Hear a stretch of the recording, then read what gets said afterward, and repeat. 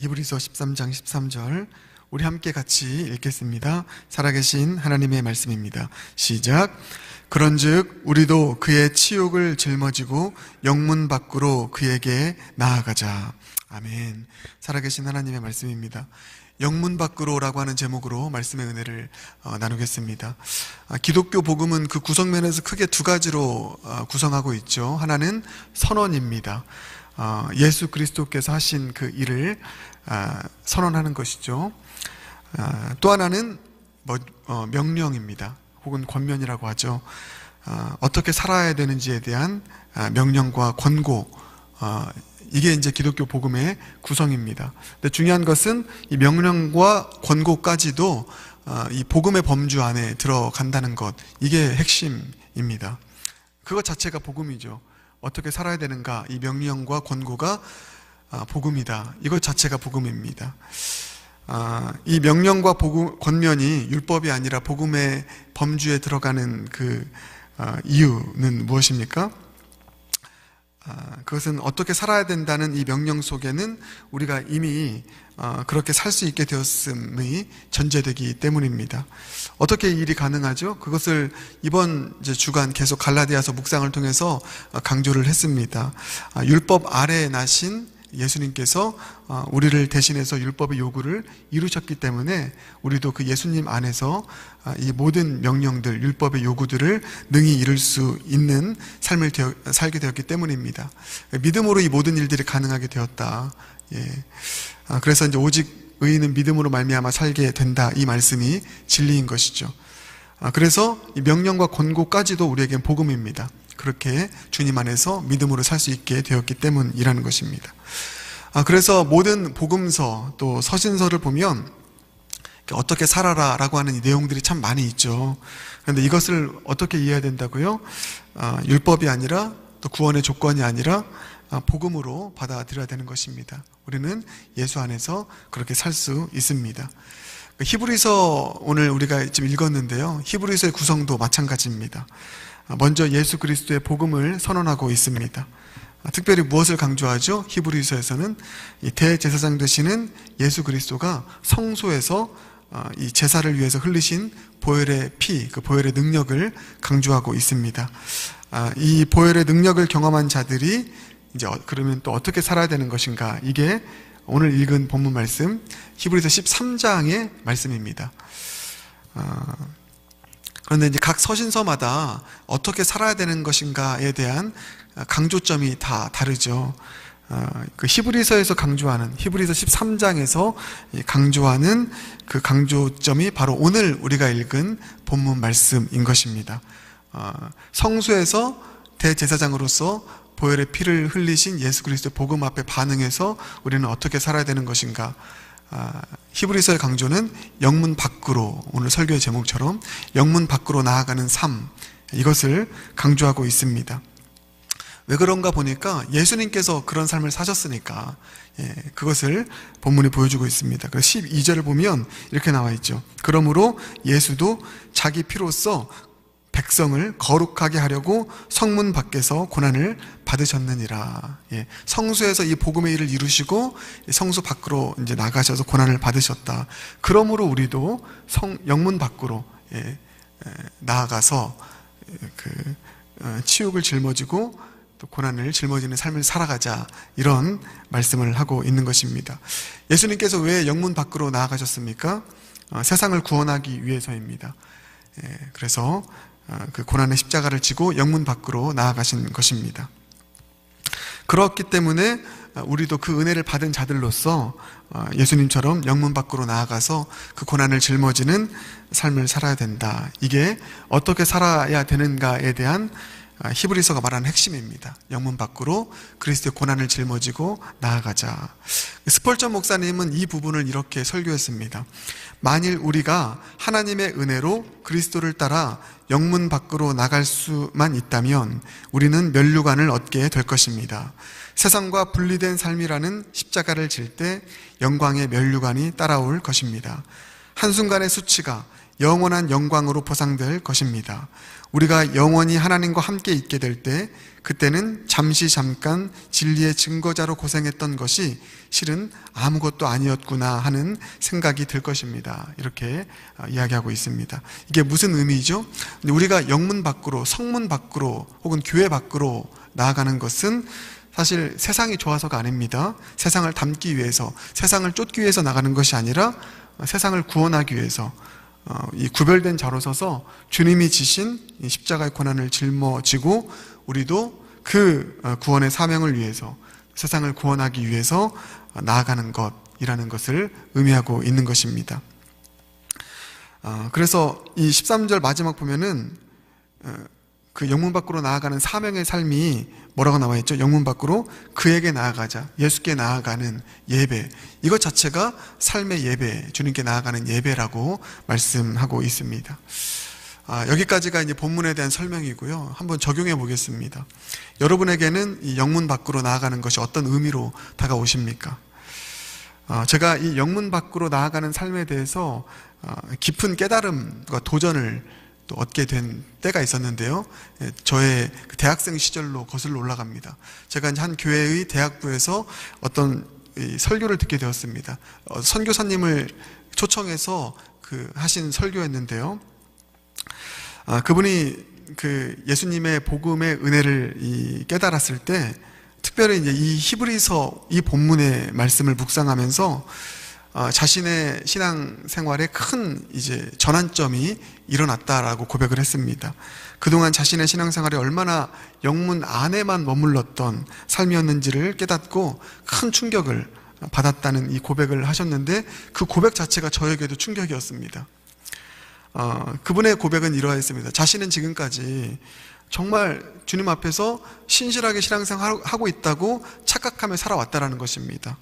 참 모범적으로 교회에 충성하고 또 교회를 사랑하고 또 교회에 나오는 것을 즐거워하면서 내 신앙에는 정말 아무런 문제가 없다, 이렇게 생각하며 살았는데, 사실은 그게 영문 안에만 머물러 있었던 구약적이고 종교적이고 율법적인 신앙이었구나, 이것을 깨닫게 되었다는 것입니다. 이 말씀을 보면서 좋은 교회라는 울타리, 또 좋은 사람들과의 교제, 또 매주 드리는 예배 생활, 이 기도 생활이라는 이 영문 안, 교회 안에서의 울타리 안에 머물면서 그렇게 신앙생활하는 것이 하나님께 기쁨이 되고 또 영광이 되고 축복된 신앙생활인 줄 알았는데, 이 본문 말씀, 히브리서의 총 결론, 이 복음을 받은 자들이 어떻게 살아가야 되는 것인가라고 하는 그 말씀의 집약점인 이 13절의 말씀이 자신의 영혼에 부딪히면서, 내가 뭔가 중요한 것을 놓치고 살았구나, 나의 신앙생활이 영문 안에만 머무는 신앙생활이었구나.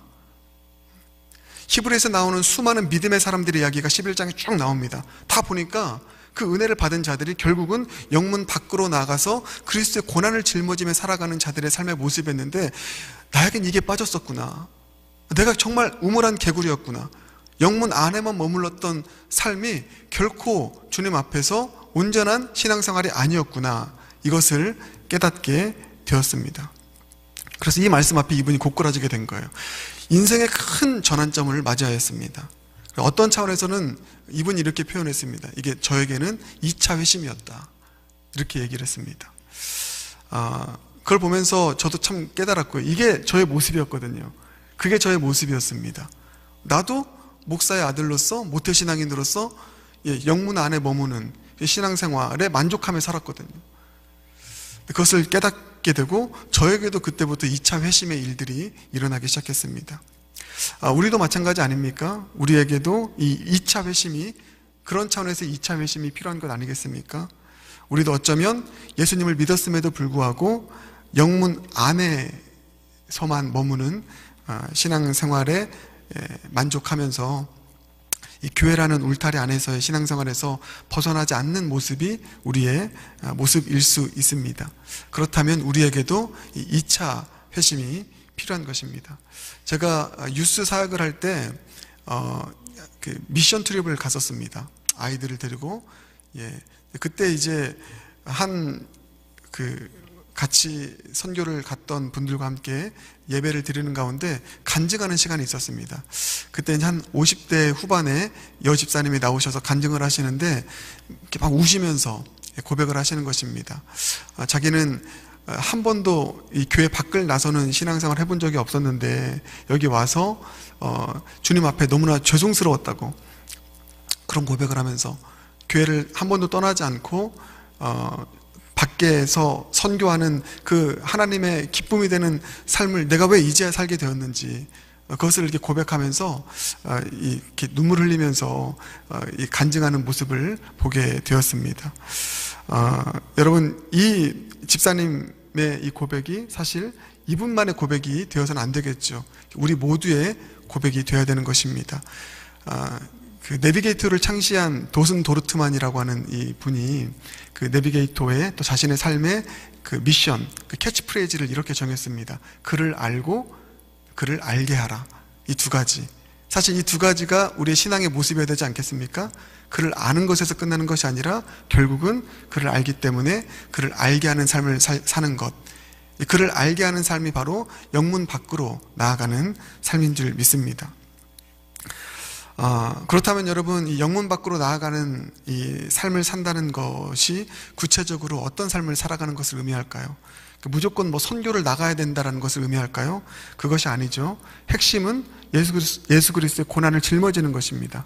오늘 본문 말씀처럼 예수님의 치욕을 가지고 예수님의 고난을 짊어지고 그리스도가 걸어가신 그 길을 또 교회 밖에서 걸어가는 모든 그 예수님을 닮은 섬김과 헌신의 삶, 이것이 바로 영문 밖으로 나아가는 삶인 것입니다. 그래서 이 영문 밖으로 나아가는 이 삶이 어떻게 구체적으로 실현되어져야 되는지를 바로 이제 이 히브리서 13장이 구체적으로 보여주고 있는 것입니다. 그런데 그 시작을 보니까요, 그 시작이 어떤 차원에서는 우리의 평범한 그 일상생활의 윤리로부터 시작됨을 볼 수 있게 됩니다. 그래서 그 1절, 2절, 3절 말씀만 함께 보도록 하겠습니다. 이렇게 나와 있죠. 1절을 보면 형제 사랑하기를 계속하고 이렇게 나와 있습니다. 그리고 2절을 보면 또 2절 보면 손님 대접하기를 잊지 말라 이렇게 나와 있고요. 3절 너희도 함께 갇힌 것 같이 갇힌 자를 생각하고 너희도 몸을 가졌은즉 학대받는 자를 생각하라 이렇게 나와 있습니다. 이 세 말씀 모두가 다 결국은 이 사랑으로 수렴되는 것을 우리가 볼 수 있게 됩니다. 사랑의 그 영역이 그리고 계속해서 확장되는 것을 보게 되죠. 믿음의 형제에서부터 손님 그리고 갇힌 자들, 약한 자들에게까지 계속해서 이 사랑이 확장되어져 가는 것을 보게 됩니다. 그러니까 그리스도인들의 생활 윤리의 중심이 바로 이 사랑으로 수렴됨을 우리는 알 수 있게 되는 것입니다. 그러니까 영문 밖으로 나아가는 이 선교적 삶, 섬김의 삶에 있어서 가장 중요한 것은 어떤 사역적인 성과물을 내는 것이 아니라는 것입니다. 예수 그리스도의 사랑이 나의 삶을 통해서 드러나고 구현되는 것, 이것이 영문 밖으로 나아가는 삶의 출발이자 핵심이라는 것을 히브리서 13장이 말씀하고 있는 것입니다. 우리는 이 부분을 놓쳐서는 안 되는 것이죠. 그런데 여기서 말하고 있는 이 사랑은요, 세상적인 윤리적 사랑과는 분명히 차별되는 그런 사랑입니다. 어떤 차이일까? 이 사랑이 세상이 구현하는 사랑보다 한 차원 더 깊은 그리스도의 사랑이라는 것입니다. 그래서 형제 사랑하기를 계속하라 이렇게 나와 있는데 여기서 우리 핵심 포인트는 계속하라는 이 부분입니다. 누구라도 형제를 사랑할 수 있지 않습니까? 근데 여기 나오는 형제 사랑이 바로 필라델피아라고 하는 단어를 쓰고 있습니다. 당시 로마 사회에서도 포괄적이고 일반적인 그 우정을 말하는 차원에서의 사랑이 필라델피아였는데요. 그러니까 이 사랑은 세상에서도 구현할 수 있는 그 사랑입니다. 그런데 그리스도의 사랑과 이 세상의 사랑의 차이는 무엇입니까? 바로 이 계속하라라고 하는 데 있다라는 것이죠. 그리스도의 사랑이 우리의 영혼 가운데 덧입혀질 때 우리는 우리의 형제를 일관적으로 또 지속적으로 사랑하게 되는 것입니다. 좋을 때 사랑했다가 마음에 들지 않을 때 그냥 버리게 되는 이런 변덕스러운 사랑이 아니라는 것입니다. 내 감정에 따라서 좋아했다가 또 미워했다가 하는 사랑이 아니라는 것이죠. 여기 나와 있는 그리스도의 사랑은 형제 사랑하기를 계속하고, 끊임없이 사랑하는 것, 어떠한 모습이든 간에 사랑하고 품어주는 그 계속하는 사랑으로서의 형제 사랑, 이것을 지금 말씀하고 있는 것입니다. 그런 차원에서 우리의 사랑이 세상과의 사랑과는 다르다는 것이죠.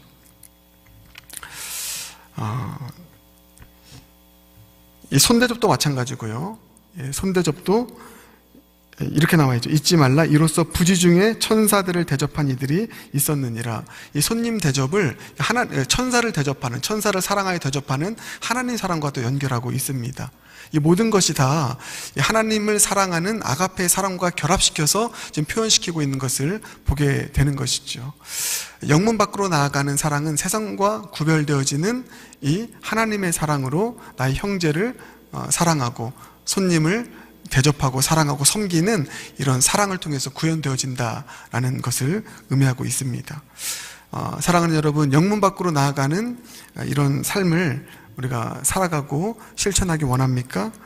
거창한 세계 비전도 좋지만 바로 나의 옆에 있는 형제를 또 자매를 그리스도의 사랑으로 끝까지 사랑하고 섬기고 품는 그 일상 속에서의 이 구현되는 사랑의 삶이야말로 바로 영문 밖으로 나아가는 삶의 첫 출발이 되는 그런 삶인 줄 믿습니다. 이 사랑으로 우리가 우리에게 허락하신 예수 그리스도의 사랑이 교회 안에만 머무는 것이 아니라 계속해서 우리 영문 밖으로, 교회 밖 삶으로 흘러나가고 퍼져나가서 우리를 통해서 하나님의 사랑이 또 이 땅 가운데 실현되어질 수 있는 그런 복된 주님의 사랑의 통로가 저와 여러분 모두가 되길 주님의 이름으로 축복합니다.